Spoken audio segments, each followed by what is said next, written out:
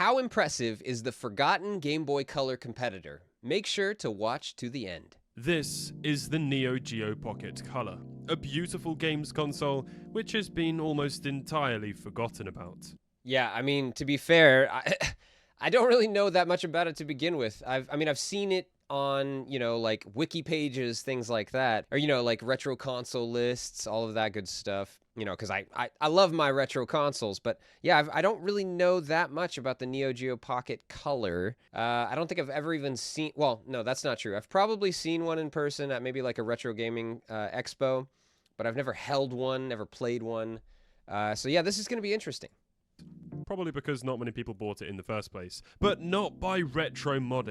Did you see the difference there? What was that? That was like 200,000 units versus 120 million with the Game Boy. Man, it was just hard to compete with the Game Boy back in the day. Holy cow. Since they stock all of the parts necessary to make the ultimate Neo Geo Pocket Color. So we can finally experience this beautiful device in all of its glory. And actually see the screen. That's very important.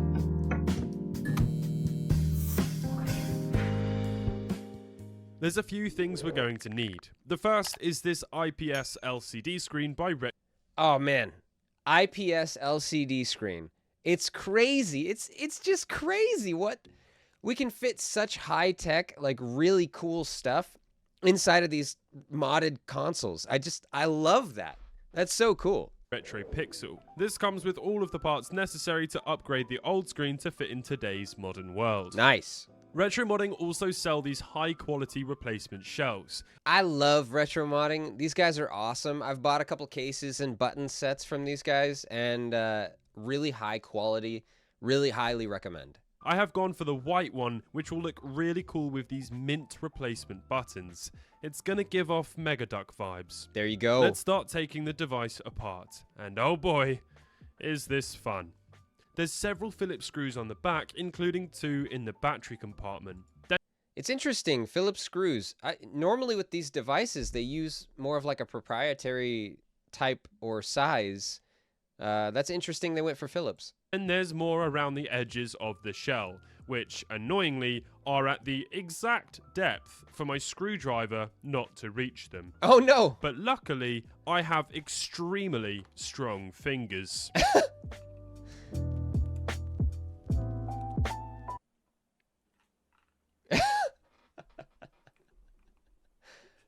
I love that he adds in just a little bit of humor. Hey, it might be a little cringe, maybe a little, but no. It's good. It's good. It gives it character. Well, that is just not going to work. Well, at this point, I felt like giving up until I came up with the ingenious idea of using a 4mm hex bit. This worked perfectly. Nice. Another victory for the nerds. It's very much dad humor. I don't know if he's a dad or not, but it's very much dad humor, and I can appreciate it. It is funny to me. So let's just undo the final screw. What's happening? Is this one deeper? What the deuce? What? No. Is it every techie / modder's worst nightmare? Is it the stripped screw?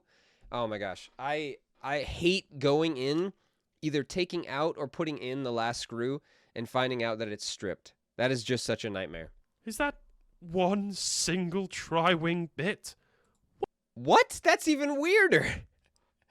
Why would you go all Phillips on all of your other screws and then have one tri-wing screw? That is so weird, so bizarre. What were they smoking? For real. So strange. Anyway, with that little prick removed, we can lift off the back of the shell. My unit only seemed to have one Phillips screw holding the motherboard down, so I'll remove that. That does not seem very safe or secure, but okay then. Okay then, Neo Geo. I guess that's enough to hold everything together, so why not? Then we can pry off the joystick cap, and be really careful here, it could fly off in any direction and take your eye out. Or just fall off. Then we can remove the board. Oh, no we can't. The speaker wires are 1 centimeter long, and the speaker is clipped into the front shell. That does not seem like the best design there, Neo Geo. What were you guys thinking? Gotta have a little more wiggle room there, don't you think? Then finally unlatch the screen's ribbon cable. Then we can use some isopropyl alcohol to clean up all the contacts on the board so that it works well for the future. Nice. I like that. He always does this. He always does at least a little bit of cleanup. Even if the board looks squeaky clean, just always to make sure those contacts are super solid for the buttons, and I really appreciate that. Anybody who ever touches this device going forward is going to have a flawless button mash experience. It's going to be great.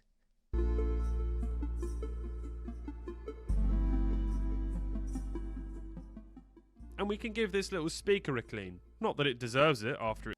Oh, it might not deserve it, but it definitely needs it. Wow. These speakers always get nasty on Game Boys and Game Boy Pockets and apparently Neo Geo Pocket Colors. I don't know how the speaker gets so... Well, I guess I do know how. It's the only point that has like an open slot on it, right? But man, they get so nasty. Its behavior earlier. Then we can grab the new shell. It came with absolutely everything inside. A glass replacement lens, buttons, membranes, battery contacts, stickers, and even screws.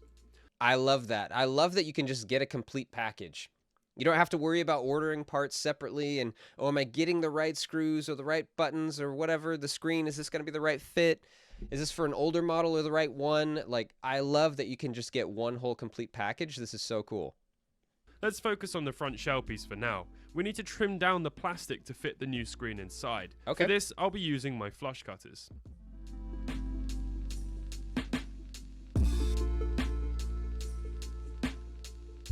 Nice.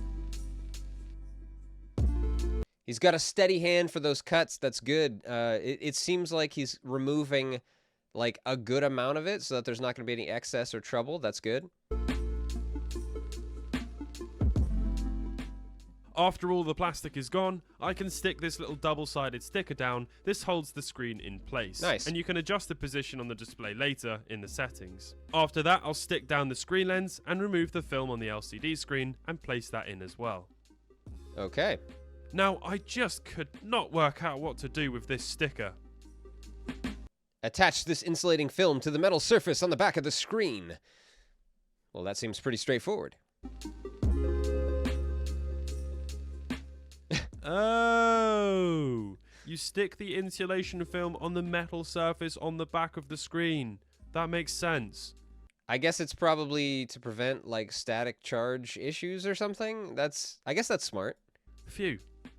Then we can pop this little ribbon cable into the connector and connect the screen's driver board. Okay. And then we can sit the new buttons and membranes in place. It's really coming together. It's actually looking pretty sweet. I like it.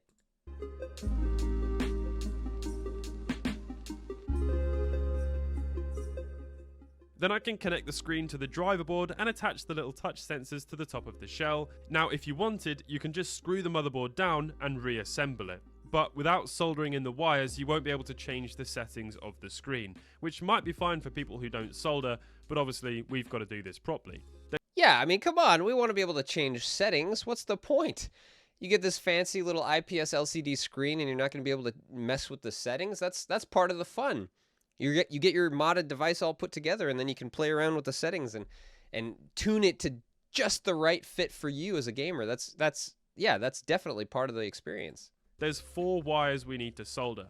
I'll start by tinning up the pads and attaching each wire. Okay. Each one is labeled, so this makes it very straightforward.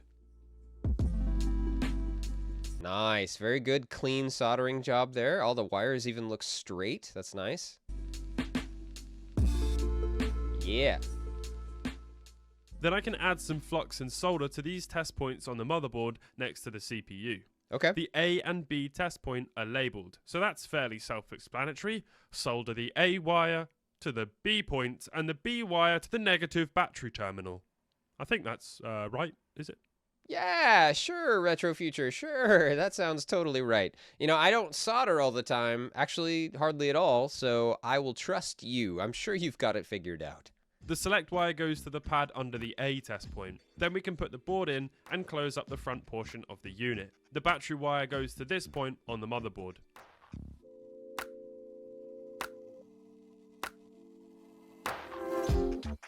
Now, you could end it there, but I'm going to add a rechargeable battery. This is made and sold by Retro Modding, and is Yes, yes.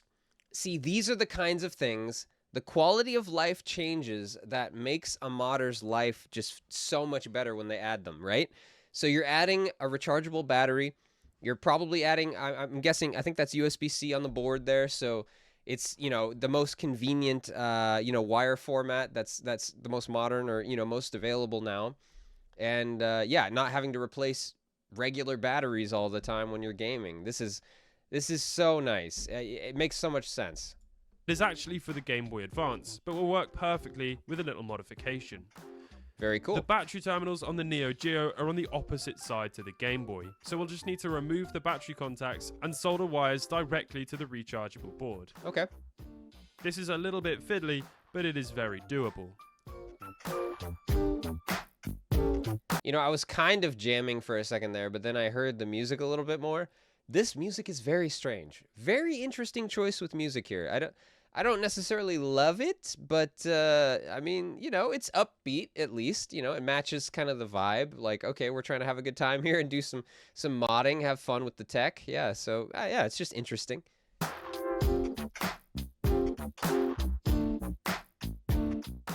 Once the wires are in place, it should look like this. Okay. The next thing I'll need to do is trim down the inside of the battery compartment to make room for the battery. Such weird music. But hey, that's a nice fit. It's all coming together really nicely. Sometimes with these projects of the retro future, he runs into some issues and sometimes some pretty significant ones. So it's good to see that this one's going off without a hitch, even with like custom case modding and, adding new components like this. Yeah, it's going really well.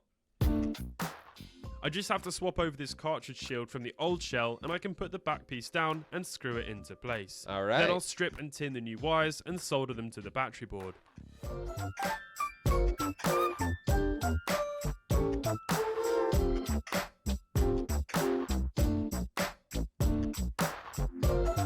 There we go, all connected up. And with all of that, the remaining screws can go back in and we're done. Just piece it together and then it's time for the nice reveal. And there's that one odd tri-wing screw. I don't know why you're there.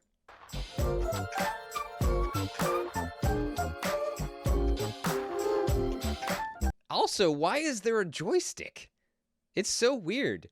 It's like, so this is like the same generation, I believe, as like the Game Boy Color, but they're like a generation early, or no, 2 generations early on having a joystick on a handheld. It's so bizarre. I don't know what. Maybe the games are really fun. Who knows? But yeah, it's just a very interesting choice.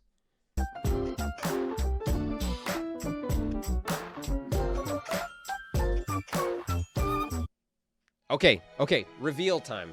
Let's buckle in. This is what we came for. Yes, it looks so good. Dude, the mint on white. That look is just so nice, so clean, so like satisfying. I love it. It looks good. The pixels, so crisp.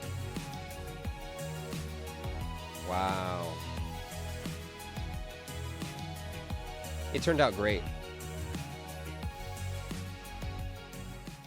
This mod turned out so epic. Yeah. I am so happy with how this turned out. It looks absolutely incredible. Seriously, this is probably one of my favorite devices. I mean, it just is such a lovely thing to play. I might want to get one just for myself, just to experience this. Like, this is so cool. It looks really nice. The form factor of this device, really satisfying. Like the Game Boy Advance. I played the crap out of my Game Boy Advance, and this is a similar, similar rectangular dimensions.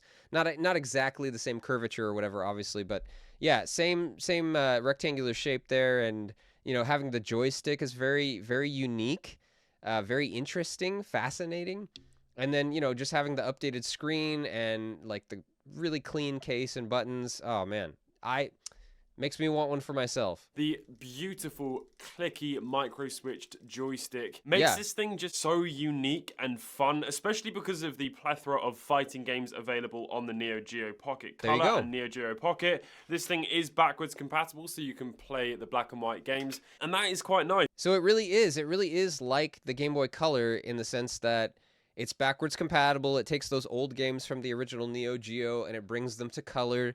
That's really cool. It's really cool that they did this. It's sad that they couldn't really compete with the hyper successful Game Boy, I guess, but you know, they had their life and it's having a second life here in the modding community. So that's cool too. Nice, because now, just by touching the top of the screen where that touch sensor is, you can change the color of the display, which means you can play your black and white games and make them look really unique and cool. And then on the other side, you've got the brightness control as well. And in order to access further parts of the settings, you hold the select button and you press A and B. That's going to pop up a little menu at the bottom, and that's going to allow you to change things like the brightness from the actual settings. And that's one of the best parts of this, right? You get to customize everything after it's all done, mess around with settings and get it just right to what feels good to you. That's really cool. Then you can also change the position of the display, and you have the option to add a pixel effect on the screen, which is going to... All of this customization, I love it all. I love having options and being able to add the pixelation effect just to give it that little bit more of the retro vibe. Oh, it's really nice. To make it look like an original pixel display. As well as that, you've got the battery display, which is actually really handy, especially having fitted the rechargeable battery. That is going to allow me to see how much battery is left before it needs charging. So this is now really the ultimate Neo Geo Pocket Color. There's one other thing that we can use, which is going to make it even better, and that is the Flash Master, which is something that allows you to play ROMs on the Neo Geo Pocket Color, and this is quite expensive. To be honest with you, this entire thing is expensive. We need to talk about price. Oh yeah, that's a good point. I have no idea how much money has gone into this thing. I want to hear it. The shell is nearly $40 alone. Woo! Obviously, the Neo Geo Pocket Color is not that desirable of a console, so they don't make those things in large quantities. Yeah. The screen is about $60. The buttons are pretty okay at So we're already at $120 just with case, or no, $100 just with case and screen. That's crazy. $5. The battery mod is about $50. So this thing comes in at over $200 if you want. Whoa, whoa, whoa, whoa. I mean, to be fair, you buy like an analog pocket and that's $200, but this is doing all the work yourself. At least with the analog pocket, it's already been like engineered, machined, like fine-tuned, you know, by a team. This is you just throwing parts together yourself and like custom snipping at the case to make things fit, and to spend over $200, that's kind of nuts. Want the whole package, which is pretty crazy, especially considering the analog pocket is not that much more expensive and you can play those Neo Geo games on the pocket. I mean, exactly my point. there's no denying that this is absolutely the best form factor of any original handheld console ever made. I mean, to be fair though, you know, the whole point of doing modding, like part of the satisfaction is doing this stuff yourself. So you could buy an analog pocket if you just wanted the device and you had, you know, $200 or $220 to burn. But you know, part of the fun is doing all this work yourself, figuring it out, getting it fine-tuned, and having that finished product at the end that you know that you did, that you created or built. And yeah, I totally get why you would want to do this instead of just buying an expensive device. But yeah, this mod, it really turned out well. Really clean, really good looking, really impressive, and it kind of makes me jealous a little bit. Well, what do you guys think? Was that mod pretty sick? Let me know in the comments. Leave a like, a subscribe, and I will see you next time.